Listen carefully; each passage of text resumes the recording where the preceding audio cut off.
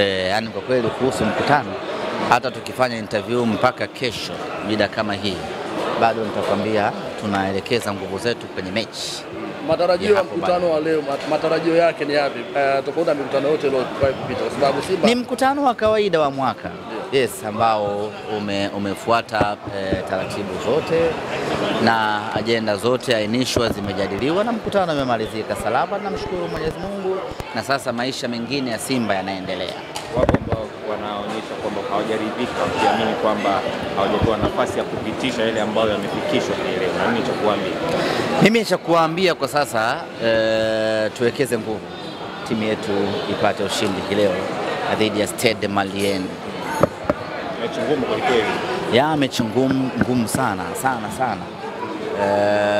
Stade Malien nyumbani kwao ni mpinzani mgumu, hata nje nyumbani kwao anabaki kuwa ni mpinzani mgumu. Kwa hiyo anapokuwa nyumbani kwao anakuwa ni mgumu zaidi. Kwa hiyo jioni ya leo kusema kweli tuna kipengele kigumu kweli, lakini lazima tupambane tukivuke.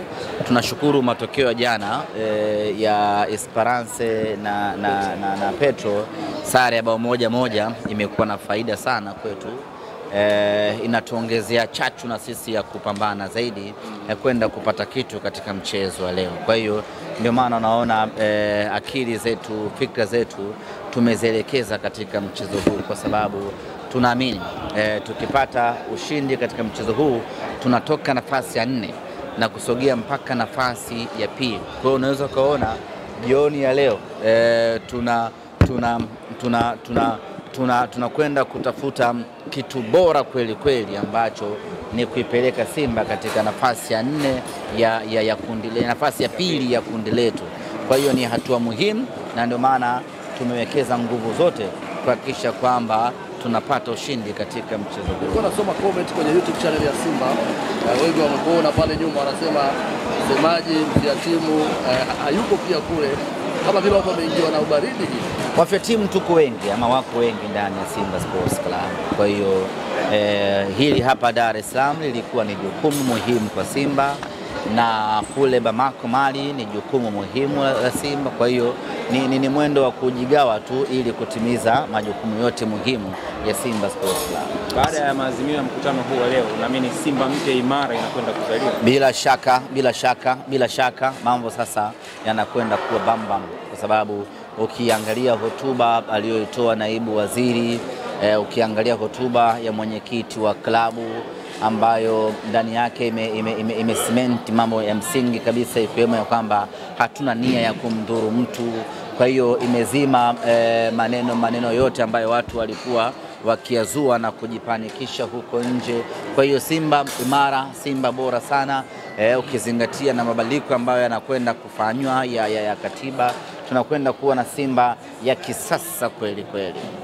Msemaji, katika hatua za awali Simba ilionekana kubebwa zaidi na matokeo ya ugenini, ukiachilia mbali Benjamin Mkapa ambako ilikuwa imetoa sare. Unafikiri inaweza ikawa ni silaha kubwa kuelekea mechi ya leo, hasa inapocheza ugenini? Msimu huu tumekuwa na matokeo mazuri sana away kulinganisha na nyumbani Benjamin Mkapa. Japo sisi malengo yetu na makusudio ni kupata matokeo mazuri kwenye kila kiwanja. Tupate matokeo mazuri Benjamin Mkapa kwa sababu ya faida ya mashabiki wetu wanaokuwepo uwanjani, na tupate matokeo mazuri away kwa sababu ya kujikusanyia alama zaidi. Lakini msimu huu tumenufaika zaidi na viwanja vya ugenini.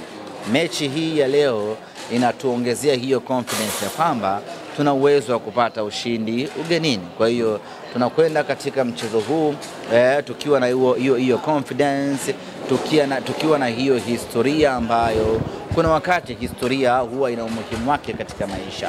Kwa hiyo tunaibeba historia hiyo in a positive way, tunakwenda kupambana ili tukachukue alama 3. Imeshindikana sana, basi walau alama 1, lakini cha msingi hatupaswi kupoteza katika mchezo huu wa leo.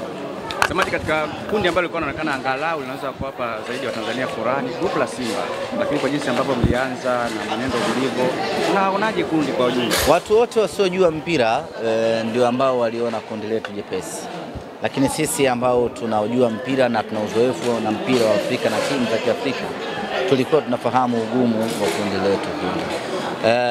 Ogopa sana timu hizi za ukanda huu mwingine kwa mpira wa sasa wa Afrika. Bado sisi Tanzania tumekariri timu za Kiarabu ni ngumu, lakini katika timu mdebwedo kwa miaka hivi karibuni ni timu za Kiarabu. Ukipangiwa Waarabu hata 8 una uwezo wa kufuzu kwenda hatua inayofuata. Waarabu wamelegea vibaya mno. Jana kuna Mwarabu mmoja amekula bao 4-1. Unamjua nani? CR Belouizdad. Sasa ungetegemea ameenda kucheza na timu ya kawaida mno Otoho Odoyo ya Kongo, amepigwa bao 4-1. Usingetegemea kuona hilo miaka 6-5 iliyopita. Lakini mpira wa Afrika umegeuka hivi sasa. Kichwa chini, miguu juu. Yoyote Mwarabu yoyote akienda away anataabika kweli kweli. Kwa sisi kwa kuwa na Waswahili wawili kwenye kundi letu kwa maana ya Petro pamoja na Stade Malien, tuliona ugumu wa kundi letu hili, na tukaeleza watu tangu mwanzo kwamba tusifurahie kwa sababu tu kuna hawa Waswahili. Hawa ndio ukitaka umchezeshe kwenye jua na yeye ndo maisha yake. Ukitaka umpitishe kwenye mateso ya aina yote, Waswahili wameshazoea mateso. Kwa hiyo inakuwa ni ngumu kweli kukutana nao. Na bila shaka tumeona, lakini yote kwa yote tutachanga karata zetu sawa sawa na hatimaye tutatimiza malengo yetu. Kesho nangu Asante sana.